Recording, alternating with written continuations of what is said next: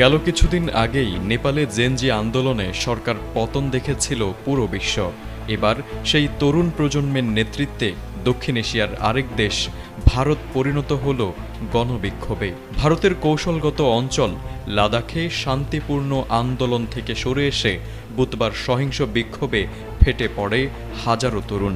BJP অফিসে আগুন, পুলিশের সঙ্গে সংঘর্ষ এবং গুলি বর্ষণের ঘটনায় প্রাণ হারিয়েছে অন্তত 4 জন।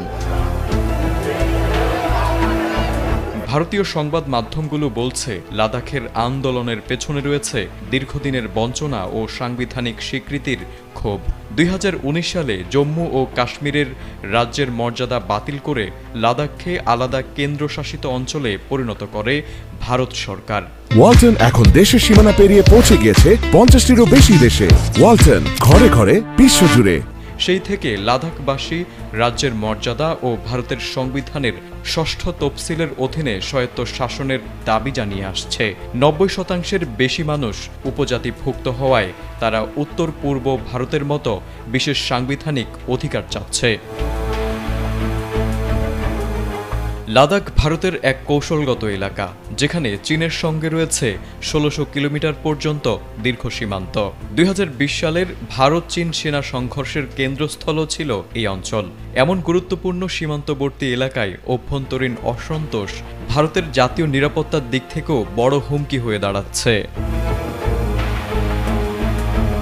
চলমান আন্দোলন নতুন মোড় নেয় যখন 2 প্রবীণ আন্দোলনকারী অনশন চলাকালে গুরুতর অসুস্থ হয়ে পড়ে। এরপর লে শহরে দোকানপাট বন্ধের ডাক দেয় আন্দোলনকারীরা।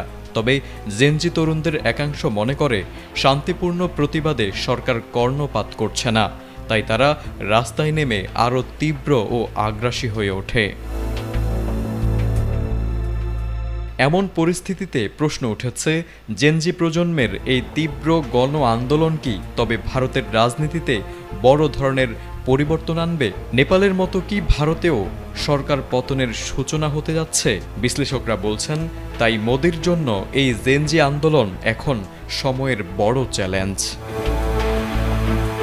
তারেক আজিজ, এটিএন বাংলা।